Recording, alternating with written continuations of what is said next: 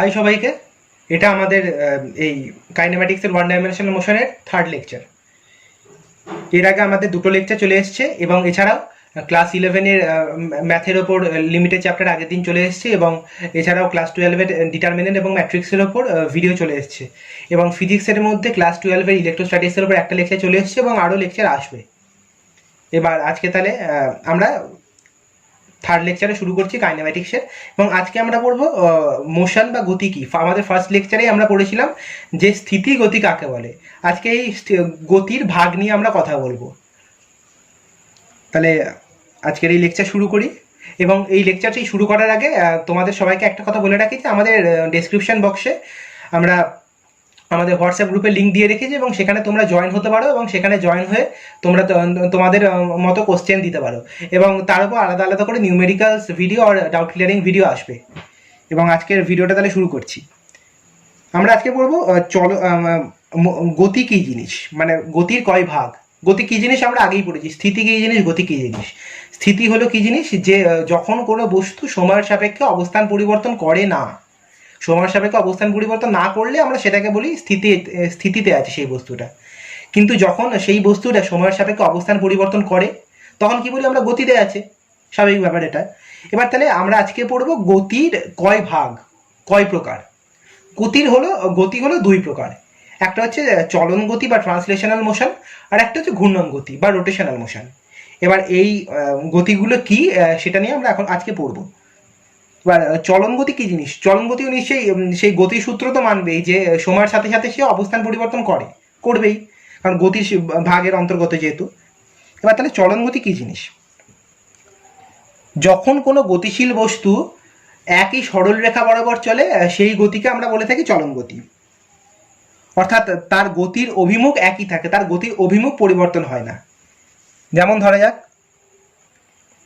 কোনো একটা বস্তু এ পয়েন্টে আছে, একদম সরল রেখা বরাবর গিয়ে সে লাস্টে বি পয়েন্টে গিয়ে পৌঁছলো। এই যে সরল রেখা বরাবর গেল, এই সরল রেখা বরাবর তার চলাটাকে আমরা বলতে পারি চলন গতি। যেমন এখানে কোনো রাস্তার ওপর, এটা ধরা যায় একটা সমতল প্লেন, একটা সমতলের ওপর এই একটা ব্লক রাখা আছে। এই ব্লকটা ধরা যাক t=0 টাইমে এখানে আছে। ওকে, t=t1 টাইমে আমরা ধরতে পারি যে এই ব্লকটা এখানে এসে পৌঁছেছে, আর t=t2 টাইমে এই ব্লকটা এই থার্ড পজিশনে এসে পৌঁছেছে। First position, second position, third position.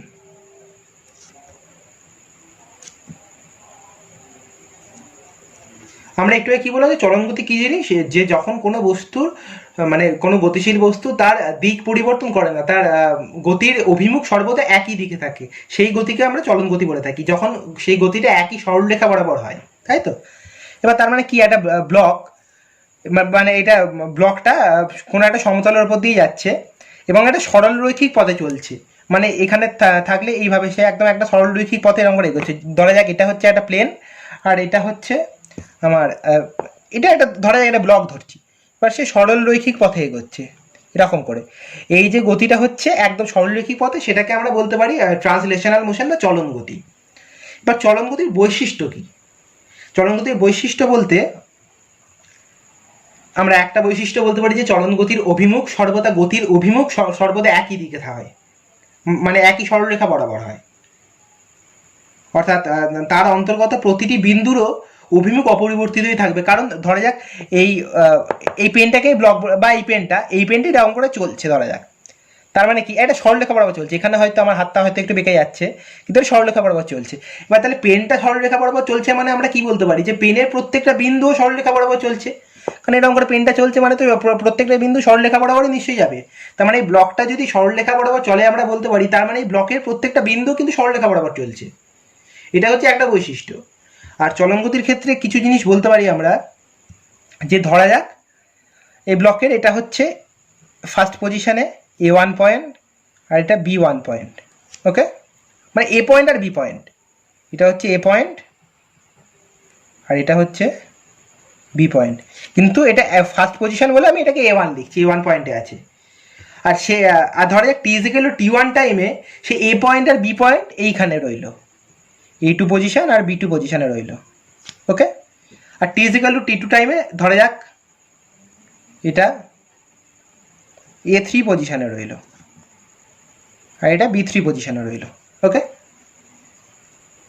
তার মানে আমরা এখান থেকে চলন গতির মাধ্যমে আমরা কি বলতে পারি, চলন গতি থেকে মানে বৈশিষ্ট্য অনুসারে আমরা কি বলতে পারি, তাই তো। একটা বলতে পারি যে ব্লকটা যেহেতু সরলরেখায় যাচ্ছে তার মানে বিন্দুটাও সরলরেখায় যাচ্ছে, তার মানে A1 A2 আর A3 যদি আমরা যোগ করি তার মানে একটা সরলরেখা পাবো, বা B1 B2 B3 যদি আমরা যোগ করি একটা সরলরেখা পাবো, তাই তো, স্বাভাবিক ব্যাপার এটা। আর এদিকে আমরা বলতে পারি যে AB এর A1 B1 কে যোগ করলাম, মানে AB বিন্দুটাই আর কি, যে ফার্স্ট পজিশন A1 B1 বলছি, তাহলে আমি AB কে আমরা যোগ করলাম, আর এখানেও মানে A1 B1 কে যোগ করলাম, এখানেও A2 B2 কে যোগ করলাম, আর এখানেও A3 B3 কে যোগ করলাম, এই সাইডে হবে একটু, A3 B3 কে যোগ করলাম। এবার আমরা কি বলতে পারি চলন গতির বৈশিষ্ট্য অনুসারে, যে A1 B1 parallel A2 B2 এইটা সমান্তরাল হবে, মানে এটা সমান্তরাল হবে, আবার এটাও এটা সমান্তরাল হবে। তার মানে কি বলতে পারি, তিনটেই পরস্পরের সমান্তরাল। ডান দিকে জায়গাটা একটু অভাব হচ্ছে তাই আমি এখানে লিখে দিচ্ছি ইজিক্যাল টু A3 B3, এটা একটা বলতে পারি যে প্রত্যেকটা বিন্দু তার মানে এক একটা বিন্দু A1 A2 A3 এটা একটা সরল রেখা, আর B1 B2 B3 এটাও একটা সরল রেখা, কারণ ওই বি পজিশনই আমার যদি এই পেনটার কোনো একটা পজিশন ধরে যাক এটা এই পজিশন ধরছি, এই পেনটা যদি এগোয় তার মানে এই পজিশনটাতে একটা সরলরেখাতেই যাবে, পেনটা যদি সরলরেখাতে যায় সরলরৈখিক পথে যদি যায় তার মানে তার ওই ওই এ পয়েন্টটাও সে সরলরৈখিক পথেই যাবে, বা বি পয়েন্টটাও সে বি পয়েন্ট অন্য কোনো ধরলে সেটাও সরলরৈখিক পথেই যাবে। এইটাকে আমরা বলতে পারি চলন গতি। এবার আমরা ঢুকবো যে ঘূর্ণন গতি আমরা কাকে বলতে পারি। এবার আমরা পড়বো ঘূর্ণন গতি কাকে বলে। এটা একটা হলো চলন গতি ট্রান্সলেশনাল মোশন, আর একটা হচ্ছে ঘূর্ণন গতি। ঘূর্ণন গতি যাকে আমরা বলে থাকি রোটেশনাল মোশন।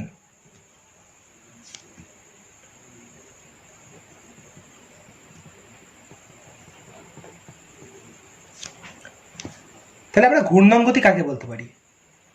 হ্যাঁ, একটা ঘূর্ণন গতিটা শুরু করার আগে একটা কথা বলে রাখি, চলন গতির ক্ষেত্রে আমরা একটা কথা বলেছিলাম যে A1 মানে এখানে একটা বলেছিলাম যে A3 B3 parallel A1 B1 parallel A2 B2। এবার আরেকটা জিনিস হয় যে আমি যেহেতু বলছি A1 A2 A3 এই তিনটে একই সরলরেখায় যাচ্ছে, তো কারণ তার পয়েন্টটা একটু আগেই বললাম যে একটা পেন যদি এভাবে যায় তার এ পয়েন্টটা এখানে A1 যদি বলি আর ওই পয়েন্টটা যদি এখানে A2 বলি, আর সরলরেখায় গেলে তার মানে ওই এ পয়েন্টটা সরলরেখায় যাবে, বি পয়েন্টটা সরলরেখায় যাবে, তার মানে B1 B2 B3টাও একটা সরলরেখাতেই যাচ্ছে, তাই তো। তাহলে আমরা পেন্সিল দিয়ে যোগ করি এটাকে। হয়তো পেন্সিলে দেখে এখন প্যারালাল মনে না হতে পারে, কিন্তু এটা আসলে মানে একটা সরলরেখা আর কি, একটু ব্যাকা হয়ে যাচ্ছে একটু। এবার আমরা এখানে কি বলতে পারি যে A1 A2 A3 A1 A2 A3 আর B1 B2 B3 এই তিনটে একটা সরলরেখা, মানে B2 B3 A1 A2 A3 একটা সরলরেখা, আর B1 B2 B3 একটা সরলরেখা। এবার ভালো করে দেখো A1 A2 A3টাও একটাই সরলরেখায় যাচ্ছে, আর B1 B2 B3টাই একটা সরলরেখায় যাচ্ছে। এবার ব্লকটাও একদম সরলরৈখিক পথে চলছে। তাহলে আমরা কি বলতে পারি যে এই দুটো parallel, A1 A2 parallel B1 B2, বা A1 A2 A3 parallel B1 B2 B3 বলতে পারি তো। A1 A2 A3 parallel B1 B2 B3, আর সমানও হবে এটা A1 A2 A3 সমান অলসো B1 B2 B3, কারণ এই পয়েন্টটাই সেখানে এই পয়েন্ট এইখানে পৌঁছচ্ছে, আবার এই পয়েন্টটা সেখানে এখানে পৌঁছচ্ছে। তার মানে কি টোটাল যে পথটা অতিক্রান্ত হয়েছে সেই পথটা কি, টোটাল পেনটাই যদি একটা সেম পথ অতিক্রান্ত করে এখানে আমরা বলছি, তাহলে এইখানে দুটো বিন্দু তারাও তো সেম পথে অতিক্রান্ত হচ্ছে। দেখো এই একটা বিন্দু ধরছি আর এই একটা বিন্দু অন্য আঙুল দিয়ে। এবার তাহলে আমরা কি বলতে পারি যে এই তো দুখানাই তো একই পথ অতিক্রান্ত করছে। তাহলে কি বলতে পারি A1 A2 A3 সমান অলসো মানে সমান B1 B2 B3, একটা প্যারালাল হলো যেমন এদিকে, তেমন A1 A2 A3 সমান B1 B2 B3। এবার আমরা ফিরে আসি ঘূর্ণন গতির ক্ষেত্রে। ঘূর্ণন গতি তাহলে আমরা কাকে বলতে পারি? একটি নির্দিষ্ট বিন্দু বা অক্ষের চারিদিকে বৃত্তাকার পথে গতিশীল বস্তু বা বস্তুকণার যে গতি, তাকে আমরা বলে থাকি ঘূর্ণন গতি। মানে একটা ধরা যাক এই অক্ষ, এই অক্ষের চারপাশে কোনো একটা নির্দিষ্ট পথ ধরে ঘুরে বেড়াচ্ছে কোনো একটা কণা। যেমন ধরা যাক আমরা কি জানি, সেই খেলার মাঠে গেলে আমরা কি করে থাকি যে একটা বেশিরভাগ ক্ষেত্রে আমরা একটা ইঁট নিয়ে থাকি, পকেটে কোনো দড়ি থাকলে সেটা একটা দড়ি দিয়ে বেঁধে দিই, দিয়ে এরকম করে ঘোরায়, তাই তো? দিয়ে তার মানে কি, এই যে মাঝের একটা ঘূর্ণাক্ষ থাকছে, ধরা যাক আমি এই হেডফোনের যে পিছনের অংশটাকে সেটাকে আমি বলছি যে আমার এই দড়ি, ওকে? তো এইখানটায় ধরা যাক এই মুখটায় আমি ইঁট বেঁধে রেখেছি, তাই এরকম করে একটা ঘোরাচ্ছি এরকম। তাহলে এই যে গতিটা সৃষ্টি হচ্ছে সেটাকে আমরা বলি ঘূর্ণন গতি। আর এই যে মাঝখানে যে এটা থাকছে একটা মানে অক্ষ, যে যে অক্ষের চারপাশে ঘুরছে এইটা আসলে, সেই অক্ষটাকে আমরা বলে থাকি ঘূর্ণাক্ষ। মানেটা কি, আমরা একটা জিনিস বলছি, যেমন ধরা যাক লাট্টু, লাট্টু যখন আমরা ঘোরাই আমরা দেখি যে মাঝেরটার সাপেক্ষে মানে চারপাশটা এরকম করে ঘোরে, লাট্টুটা এরকম করে মাঝখানটা স্থির থাকে, এরকম এরকম করে ঘোরে, তাই তো? তাহলে এই মাঝের যে অক্ষটা মানে ঘূর্ণন গতির ক্ষেত্রে বস্তু বা বস্তুকণা যে অক্ষের চারিদিকে বৃত্তাকার পথে ঘোরে, তো সেই অক্ষটাকে আমরা বলে থাকি ঘূর্ণাক্ষ।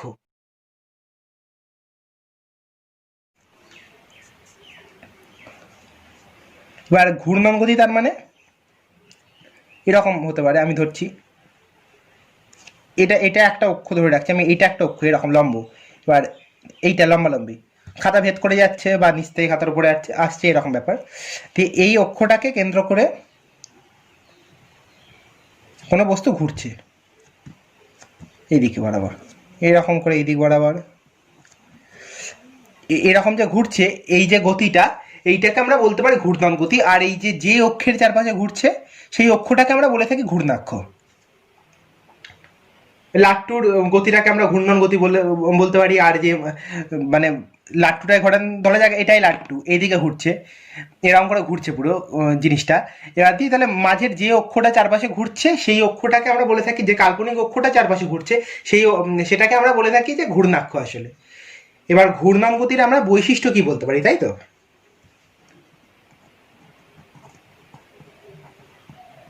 বৈশিষ্ট্য, ঘূর্ণন গতির অনেক কটাই বৈশিষ্ট্য আছে, তার মধ্যে যেমন একটা পয়েন্ট বলতে পারি যে চলন গতির ক্ষেত্রে যেমন বস্তু বা বস্তুকণার দিক পরিবর্তন হয় না বা অভিমুখ পরিবর্তন হয় না, ঘূর্ণন গতির ক্ষেত্রে কিন্তু সময়ের সাথে সাথেই বস্তুকণার বা প্রত্যেক কণার ঘূর্ণনরত প্রত্যেক কণার অভিমুখ চেঞ্জ হয়। ধরা যাক এইটা যদি দেখাচ্ছি, ধরা যাক সেই কোনো একটা বস্তুকণা এভাবে ঘুরছে এরকম করে, যেমন ওই ইঁটটা বেঁধে ঘোরাচ্ছি, তাহলে এই ক্ষেত্রে ঘোরার সময় দেখো একবার আমরা কি জানি যে হঠাৎ করে হাত থেকে যখন মানে ফসকে যায় ইঁটটা, ওই যে ঘোরাচ্ছি হঠাৎ করে দড়িটা খুলে বেরিয়ে গেলে ইঁটটা, এটা কিন্তু সরলরৈখিক পথে কিন্তু ইঁটটা যায়।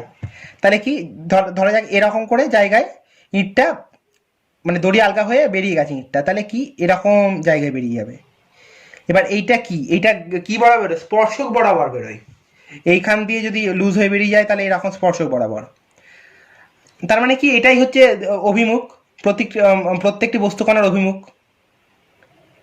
তার মানে কি, সময়ের পরপরই অভিমুখ পরিবর্তন হচ্ছে। চলন গতির ক্ষেত্রে আমরা যেমন জানি যে একদিকেই এগোয়, এরকম করে একদিকেই এগোবে, তাই কিন্তু ঘূর্ণন গতির ক্ষেত্রে T=T1 টাইমে আমি ধরছি এই দিকটায় অভিমুখ, T=T2 টাইমে কণাটা যদি এদিকে হয় তাহলে এর স্পর্শক বরাবর T=T2, আবার T=T3 টাইমে যদি এখানে গিয়ে পৌঁছে তাহলে আমি বলতে পারি যে এটা আবার এই দিকে, মানে অভিমুখটা বারবার পরিবর্তন হয় ঘূর্ণন গতির ক্ষেত্রে, যেটা চলন গতির ক্ষেত্রে হয় না। তাহলে বৈশিষ্ট্যকে বলতে পারি অভিমুখ পরিবর্তন, মানে প্রত্যেকটি কণার অভিমুখ পরিবর্তন হয়, ঘূর্ণনরত প্রত্যেকটি কণার।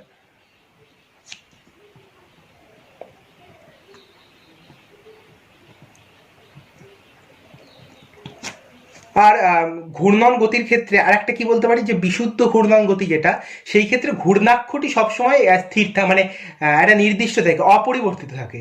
যেমন লাট্টুর যে ঘূর্ণন গতি, এবার লাট্টুটাকে ধরা যাক মাটিতে ছেড়ে যাবে, এবার লাট্টুটা ঘুরতে ঘুরতে ঘুরতে ঘুরতে একবার ঘটের ওই কোণে যাচ্ছে, একবার এই কোণে আসছে, সেটা হতেই পারে। কিন্তু মানে যে যার সাপেক্ষে ঘুরছে এরকম করে যে ঘুরছে লাট্টুটা একটা, যে মাঝের ওই কাল্পনিক অক্ষরের চারপাশে বা যে ওই অক্ষরের চারপাশে ঘুরছে সেই অক্ষরটা কিন্তু দেখো তুমি সবসময় স্থির থাকছে। লাট্টুটা যেখানে যাক, লাট্টুর সাথে সাথে সেই অক্ষরটা মানে লাট্টুর সাপেক্ষে ওই অক্ষরে কিন্তু পুরো স্থির আছে, মানে অপরিবর্তিত আছে। একটাই নির্দিষ্ট ঘূর্ণাক্ষ, সেই ঘূর্ণাক্ষর চারপাশে ঘুরছে।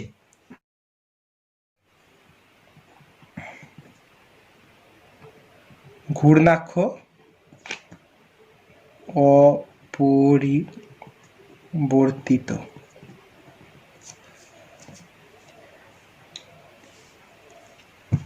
আর একটা কি বলতে পারি, যে ঘূর্ণন গতির ক্ষেত্রে তার মানে সেই যে বস্তুটার ঘূর্ণন গতি হচ্ছে সেই বস্তুটার প্রতিটি কণা কিন্তু নির্দিষ্ট সময় অবকাশে যে বৃত্তের কেন্দ্রে একটা সমান কোণ উৎপন্ন করে। যেমন ধরা যাক এটার ক্ষেত্রে আমি বলছি,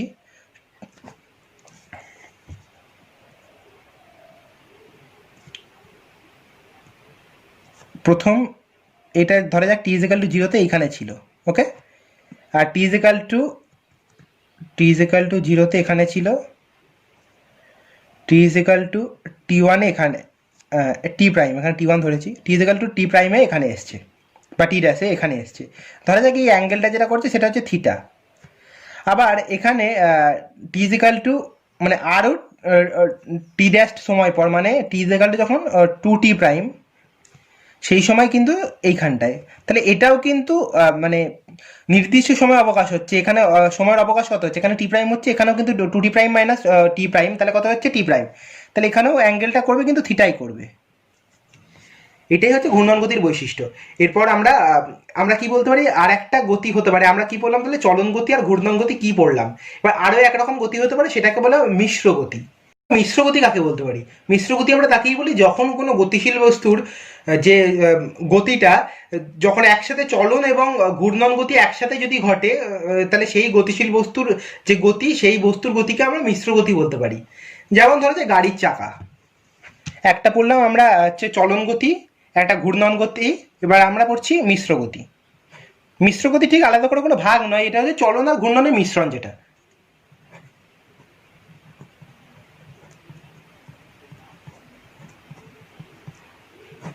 মিশ্র গতি, মিশ্র গতি মানে কি, আমরা ধরা যাক কোনো সাইকেল এগোচ্ছে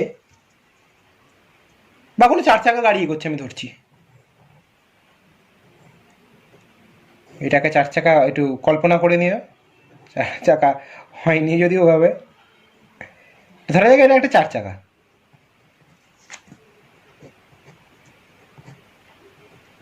এটা গাড়ি।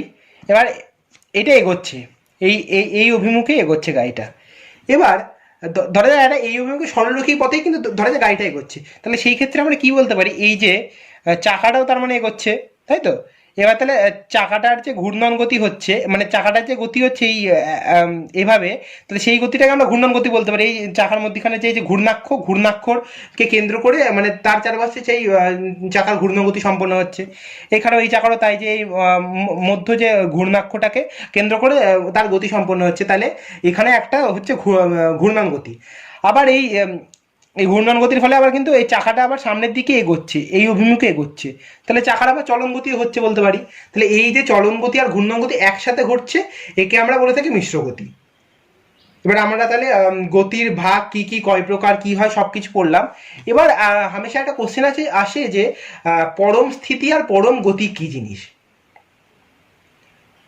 তাহলে পরম স্থিতি কি, যে আমি যদি ধরে নিই যে এই মহাবিশ্বে যদি কোনো স্থির বিন্দু থাকে, যদি মানে প্রকৃতপক্ষে কোনো স্থির বিন্দু, সত্যি করে যদি কোনো স্থির বিন্দু আমি যদি থাকে ধরে নিই, তাহলে সেই ক্ষেত্রে তার সাপেক্ষে কোনো বস্তুর গতিকে আমরা বলে থাকি পরম গতি, আর তার তার তার সাপেক্ষে কোনো বস্তুর স্থিতিকে আমরা সিমিলারলি বলে থাকি পরম স্থিতি। এবার একটা কোশ্চেন আছে যে সকল গতি আপেক্ষিক। সকল গতি আপেক্ষিক আমরা কেন বলি, কারণ আমরা বলে থাকি যে প্রথমে যে একটু আগে বললাম যে মহাবিশ্বে কোনো স্থির বিন্দুর সাপেক্ষে কোনো বস্তুর গতিকে আমরা পরম গতি বলে থাকি, আর কোনো বস্তুর স্থিতিকে আমরা পরম স্থিতি বলে থাকি। কিন্তু প্রকৃতপক্ষে এই যে মহাবিশ্বের মধ্যে যে একটা স্থির বিন্দু আমি ধরে নিয়েছি, এটা কিন্তু আমি ধরে নিয়েছি, এটা কিন্তু বাস্তবে নেই, সেই জন্য আমাকে ধরে নিতে হয়েছে। এবার যেহেতু আমি এটা ধরে নিয়েছি, তাই এটা মানে বাস্তবের সাথে মিলবে না, এটা আমার কল্পনার মধ্যে। এবার এই জন্য আমরা বলতে পারি যে পরম গতি মানে কোনো তার মানে মহাকাশ বিশ্বে কোনো ওরকম পরম স্থির বস্তুর মানে একদম যে স্থির বস্তু আমরা যে ধরছি তার কোনো এখন অস্তিত্ব নেই আমরা ধরে নিতে পারি। এবার তার তার অস্তিত্ব নেই যখন, তার মানে পরম গতি আর পরম স্থিতির অস্তিত্ব নেই, তার মানে আমরা বলতে পারি যে সকল গতি আপেক্ষিক। কারণ যেমন ধরা যাক যে এই গাড়িটা এখানে একটা মানুষ দাঁড়িয়ে আছে, তার সাপেক্ষে এইদিকে এগোচ্ছে, কিন্তু আবার মানে সেম বেগে যদি এইদিকে কোনো একটা গাড়ির সাথে সেম বেগে অন্য কোনো জায়গায় বাইক যায়, তাহলে কি দেখবে সে এই বাইকের লোকটা দেখবে কিন্তু সে গাড়িটা স্থির আছে। তাহলে এরকম ব্যাপার, এই জন্য সকল গতি আমরা আপেক্ষিক বলে থাকতে পারি। এবার আমরা গতির ভাগ পড়লাম, সব কিছু পড়লাম, যে মিশ্র গতি, চলন গতি, ঘূর্ণন গতি, মিশ্র গতি। এবার আমরা পড়বো যে দূরত্ব কি জিনিস, মানে অতিক্রান্ত দূরত্ব কি জিনিস, সরণ কি জিনিস, তারপর বেগ, তারপর দ্রুতি এবং ত্বরণ, ভরবেগ, এগুলো আমাদের এই অধ্যায়ে আছে এখনো। এবার আজকে তাহলে এগুলো করব, যে অতিক্রান্ত দূরত্ব কি জিনিস।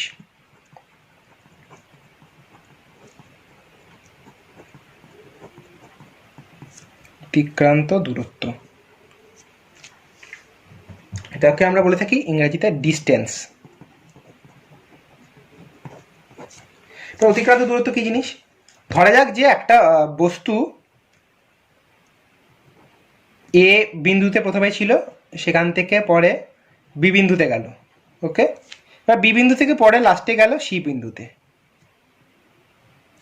তাহলে অতিক্রান্ত দূরত্ব আমরা কি বলতে পারি? এ বি প্লাস বি সি। তার মানে অতিক্রান্ত দূরত্ব কাকে বলে? যে হচ্ছে কোনো বস্তু তার যাত্রাকালে টোটাল যে পথ অতিক্রম করে, তাহলে সেই টোটাল সেই পথটাকে আমরা বলে থাকি অতিক্রান্ত দূরত্ব।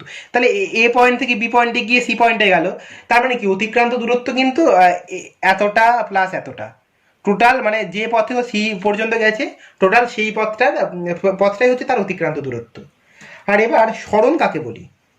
আমরা সরণের ইংরাজি হচ্ছে ডিসপ্লেসমেন্ট।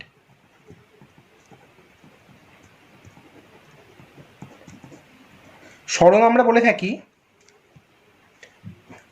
যে প্রাথমিক বিন্দু আর অন্তিম বিন্দুর মধ্যবর্তী যে দূরত্বটা, মানে প্রাথমিক বিন্দু আর অন্তিম বিন্দুকে যদি একটা সরলরেখা দিয়ে যোগ করা হয় তাহলে যে আমি দূরত্বটা পাবো সেই দূরত্বটাকে বলা হয় সরণ। তাহলে অতিক্রান্ত দূরত্ব যেমন এই উদাহরণ দিয়ে বুঝি, যে অতিক্রান্ত দূরত্ব আমরা কি দেখলাম, যেখানে এ বি সি, তাই তো, যে এ বি প্লাস এসি হচ্ছে এখানে অতিক্রান্ত দূরত্ব। কিন্তু সরণ কি আমি বললাম যে প্রাথমিক বিন্দু আর অন্তিম বিন্দুকে যদি আমরা কোনো সরল রেখা দিয়ে মানে কোনো সরল রেখা দিয়ে যোগ করি, তাহলে সে যেটা পাবো সেটা হচ্ছে সরণ। তাহলে এখানে প্রাথমিক বিন্দুকে এ থেকে যাত্রা শুরু করছে, লাস্টে সিতে গিয়ে পৌঁছে, তাহলে প্রাথমিক বিন্দু হচ্ছে এ আর অন্তিম বিন্দু হচ্ছে সি। তাহলে প্রাথমিক বিন্দু আর অন্তিম বিন্দুকে একটা সরল রেখা দিয়ে আমি যোগ করছি। এই যে এসি এখানে সরণ, তার মানে হচ্ছে এখানে এসি, এই যে এসিটাকে আমরা সরণ বলতে পারি। আর এ বি প্লাস এসি কিন্তু হচ্ছে অতিক্রান্ত দূরত্ব। তাহলে এখান থেকে আমি আরেকটা জিনিস বলতে পারি, যে সরণ সবসময় অতিক্রান্ত দূরত্বের থেকে ছোট হয় বা সমান হয়। কারণ এখানে আমি কি দেখতে পাচ্ছি, ছোট হয়, তাই তো। কারণ একটা ত্রিভুজের ক্ষেত্রে আমরা কি জানি, দুটো বাহুর যোগফল তৃতীয় বাহুর থেকে বড় হবেই। এবার এখানেও তাই হচ্ছে, তাহলে A B plus BC greater than AC আমরা জানি। আর অতিক্রান্ত দূরত্ব সরণ কখন এক হতে পারে? যখন কোনো একটা বস্তু ধরা যাক একটা সরলরৈখিক পথেই গেছে, সে এ পয়েন্ট থেকে গিয়ে বি পয়েন্টে গেছে, তাহলে তার অতিক্রান্ত দূরত্ব এবি, সরণ এবি। এই ক্ষেত্রে অতিক্রান্ত দূরত্ব আর সরণকে আমরা এক বলে থাকতে পারি।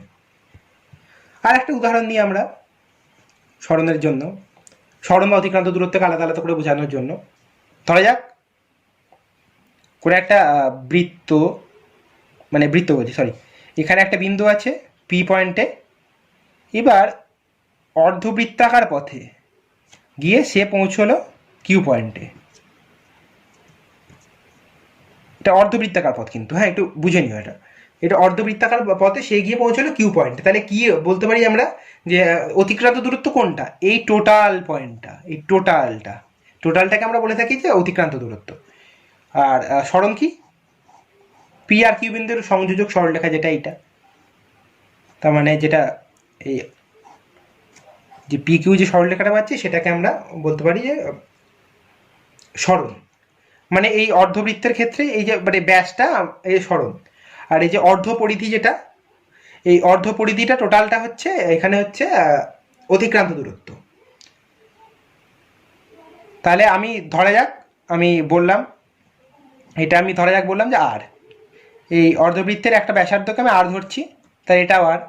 তাহলে আমি অতিক্রান্ত দূরত্ব কি পাবো, ডিস্টেন্স কি পাবো আমি, ডিস্টেন্স আমি পাবো হচ্ছে কি জানি আমরা, অর্ধপরিধিকে বললাম ডিস্টেন্স মানে অতিক্রান্ত দূরত্ব, তার মানে কি পাবো আমি, পাই আর। অর্ধবৃত্তের আমি ডিস্টেন্স কি জানি মানে অর্ধপরিধি, বৃত্তের অর্ধপরিধি আমরা কত জানি যে পাই আর, তাহলে অর্ধবৃত্তের এখানে এইটা হচ্ছে টোটাল পাই আর। আর ডিসপ্লেসমেন্ট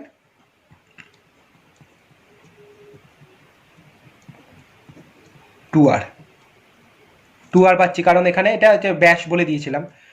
তাহলে এভাবেই আমরা সরণ আর অতিক্রান্ত দূরত্বকে আলাদা আলাদা করতে পারি। এবার আর একটা জিনিস আসে যে মানে এবার হচ্ছে বেগ বা দ্রুতি বেগ, এগুলো আমাদের পড়তে হবে।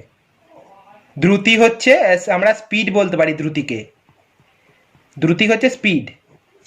এবার দ্রুতি কি জিনিস, কোনো মানে একক সময় যে অতিক্রান্ত কোনো বস্তু যে অতিক্রান্ত দূরত্ব অতিক্রম করে বা যে ডিস্টেন্স অতিক্রম করে তাকে বলা হয় আমরা তাকে বলি দ্রুতি। মানে সময়ের সাপেক্ষে কোনো বস্তুর অতিক্রান্ত দূরত্বকে আমরা বলে থাকি দ্রুতি।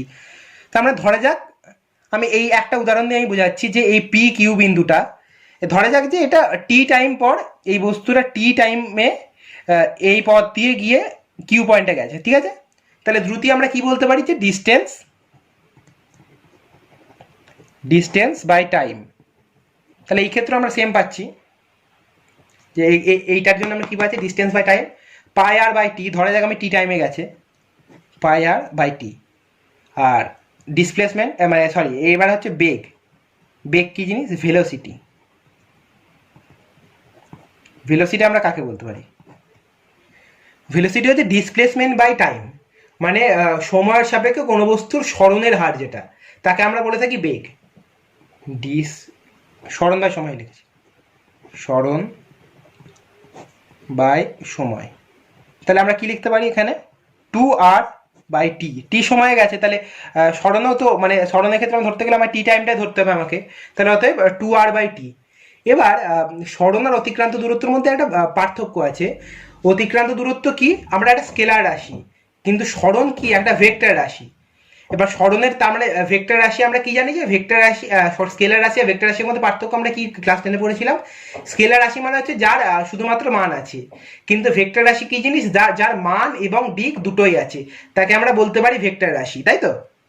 এবার তাহলে অতিক্রান্ত দূরত্বের এখানে আমি যে পথে যাব সেই পথটাকে আমি টোটাল যে পথের যোগফল সেটাকে আমরা বলে থাকি অতিক্রান্ত দূরত্ব। কিন্তু এই যে ডিসপ্লেসমেন্ট বা সরণ, তাহলে সেটার নিশ্চয়ই দিক থাকবে, আমি যেহেতু ভেক্টর রাশি বলছি। তাহলে ধরা যাক এই পয়েন্ট থেকে এই পয়েন্টে গেছে, এখানে এইটা তো অতিক্রান্ত দূরত্ব বলছি, আর এইটার ক্ষেত্রে এই যে এই পয়েন্টটা, তাহলে সরণের দিক কোনটা, যে প্রাথমিক পয়েন্ট থেকে অন্তিম পয়েন্টের দিকটাকে বলা হয় সরণের দিক, মানে এই দিকটা পি কিউ হচ্ছে সরণের দিক। আর সিমিলারলি এখানে তার মানে দ্রুতি হচ্ছে স্পিড মানে হচ্ছে ডিস্টেন্স বাই টাইম, মানে অতিক্রান্ত দূরত্ব বাই সময়, তার মানে এটাও স্কেলার রাশি হবে কারণ টাইম স্কেলার রাশি। আর একইভাবে বেগ বা ভেলোসিটি এটা হচ্ছে সরণ বাই সময়, সরণ যেখানে হচ্ছে ভেক্টর রাশি আর সময় হচ্ছে স্কেলার রাশি। আর তাহলে এই ক্ষেত্রে কি আছে, আমরা বেগটা পাচ্ছি সিমিলারলি যে বেগটা হবে ভেক্টর রাশি। আর তার মানে বেগের দিক কোনটা হবে, সরণের দিকটাই, তার মানে প্রাথমিক বিন্দু থেকে অন্তিম বিন্দুর দিকে। এই যে পি কিউ এখানেও সেম পাচ্ছি আমরা। এবার আমরা পড়বো ত্বরণ কাকে বলে। ত্বরণ মানে অ্যাক্সিলারেশন, ত্বরণ,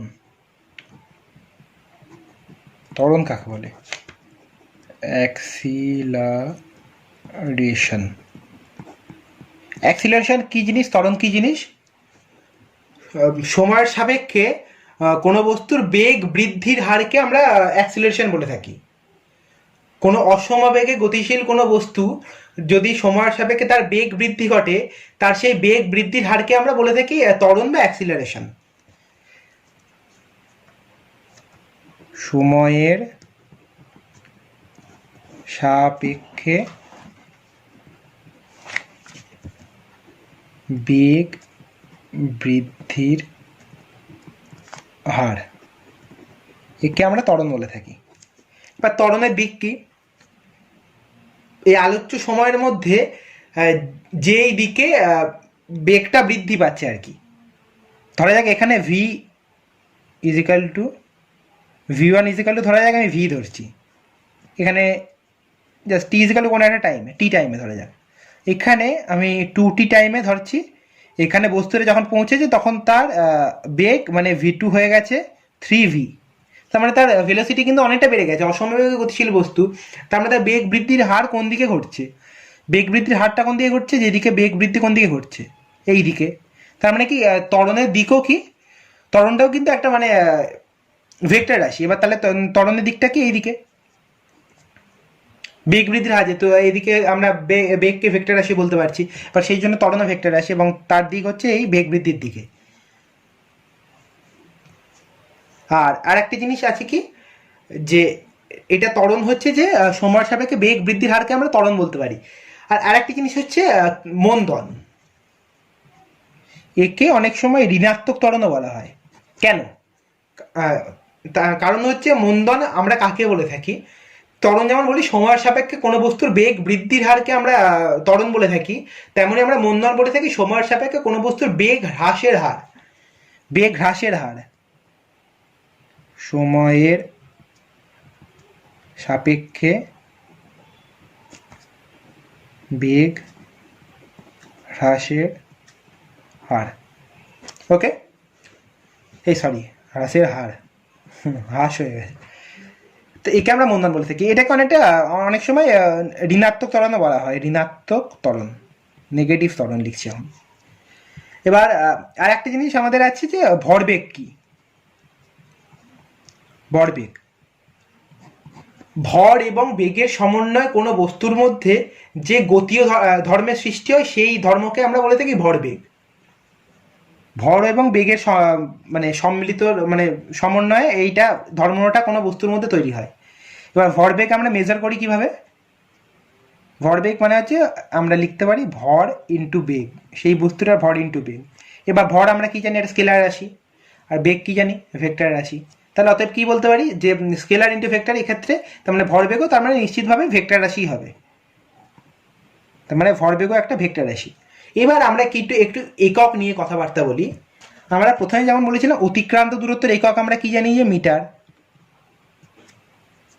এটা হচ্ছে আমরা কি অতিক্রান্ত দূরত্ব বা হচ্ছে সরণ, টোটালটাকে আমরা মিটার বলতে পারি, অথবা এখানে লিখছি নইলে বুঝতে হয়তো অসুবিধা হবে, এটা হচ্ছে মিটার বা সেমি, এগুলো হচ্ছে অতিক্রান্ত দূরত্ব।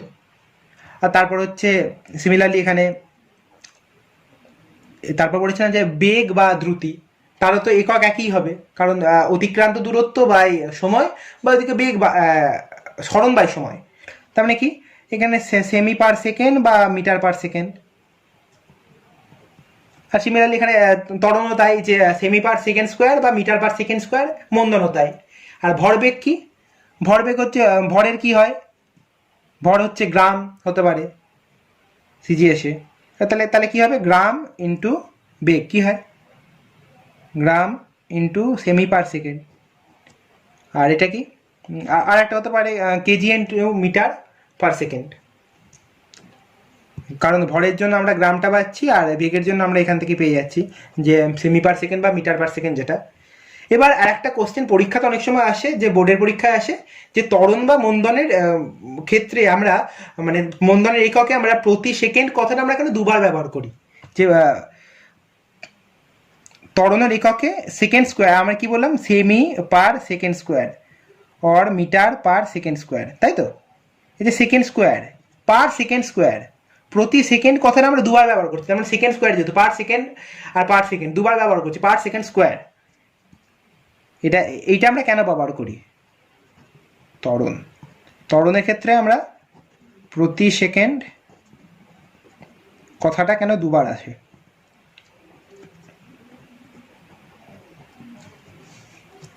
তার কারণ আমরা যখন ত্বরণ মাপি একটা প্রতি সেকেন্ড আসে, মানে একটা পার সেকেন্ড আমাদের আসে আমাদের বেগ বোঝানোর জন্য, যে কারণ মানে ত্বরণ হিসেবে আমরা কি জানি যে ত্বরণ ইজিক্যাল টু বেগ বাই সময়, আর বেগ ইজিক্যাল টু আমরা কি জানি সরণ বাই সময়, তাহলে সরণ বাই সময়, তাই তো, এই একটা বেগ বোঝানোর জন্য একটা পার সেকেন্ড আসছে, ওকে, আর তার মানে এখানে কি লিখতে পারি, স্মরণ বাই সময়, বেগের জায়গায় স্মরণ বাই সময় বসিয়ে দিচ্ছি, ইন্টু 1 বাই সময়। তার মানে একবার আমি পাচ্ছি, একবার পার সেকেন্ডে আমি কথাটা লিখতে পারি যে একটা মানে বেগটা বোঝানোর জন্য। আর এই দ্বিতীয়বার পার সেকেন্ডে কারণ এখানে বেগ পেয়ে যাচ্ছে, বা বেগ বা সময়, তার মানে বেগ পরিবর্তন হারকে বোঝানোর জন্য এই সেকেন্ড যে পার সেকেন্ড যেটা ব্যবহার করছি, সেটা আমরা মানে বেগের হারটাকে বোঝানোর জন্য ব্যবহার করতে পারি। যে তার মানে এখানে ত্বরণ বা মন্দন, এটা মানে মন্দনের ক্ষেত্রেও সেম কোশ্চেন আসতে পারে যে প্রতি সেকেন্ড কথাটা দুবার কেন ব্যবহৃত হয়। এভাবে আমরা ত্বরণ, ভরবেগ বা ওদিকে ভেলোসিটি, স্মরণ, অতিক্রান্ত দূরত্ব, স্পিড সমস্ত কিছু নির্ণয় করতে পারি। আজকের লেকচারের জন্য এতটাই থাক। এবার আশা করি আমাদের এই ওয়ান ডাইমেনশনাল মোশনটা আর দুদিন হয়তো লাগবে, এবং তারপর কারণ পরের দিন আমরা শুরু করব যে গড় বেগ কাকে বলে, গড় দ্রুতি কি জিনিস, বা তাৎক্ষণিক দ্রুতি, তাৎক্ষণিক বেগ, তাৎক্ষণিক ত্বরণ বা গড় ত্বরণ, এগুলো কাকে বলতে পারে এবং কাকে বলে, এবং তার যে এক্সপ্রেশনগুলো কি সেগুলো আমরা পরের দিন করবো। এবং তারপরের দিন শুরু হবে মানে একটা পার্ট যেখান থেকে কিন্তু মানে জেইতে বা এমনি পরীক্ষাতে ওয়ান ডাইমেনশনাল মোশনে মেন কোশ্চেনগুলো আসে, গতির ইকুয়েশন, গতির সমীকরণ। সেইটা এর পরের লেকচারে শুরু হবে। এবার তাহলে আজকের জন্য এতটুকুই থাক। আর এবার ভিডিওটা শেষ করার আগে একবার তোমায় কথাটা বলে রাখি তোমাদেরকে, আমাদের ডিসক্রিপশন বক্সে আমাদের হোয়াটসঅ্যাপ গ্রুপের লিঙ্ক দেওয়া আছে, তোমরা সেখানে চাইলে জয়েন হতে পারো এবং সেখানে তোমাদের মতন কোশ্চেন রাখতে পারো। আমরা যে চ্যাপ্টারগুলো করাচ্ছি তার উপর তোমরা কোশ্চেন রাখতে পারো। এবং অবশ্যই আমরা যখন ডাউট ক্লিয়ারিং ভিডিও করবো, বা যেই যে ভিডিওগুলো আসবে, বা নিউমেরিক্যালস যে ভিডিওগুলো আসবে, সেই সমস্ত ভিডিওগুলোতে তোমাদের কোশ্চেনের কোয়ারিগুলো তোমাদেরকে একবারে সলভ করে দেওয়া হবে। তাহলে আজকের জন্য এতটুকুই, দেখা হচ্ছে পরে ভিডিওতে।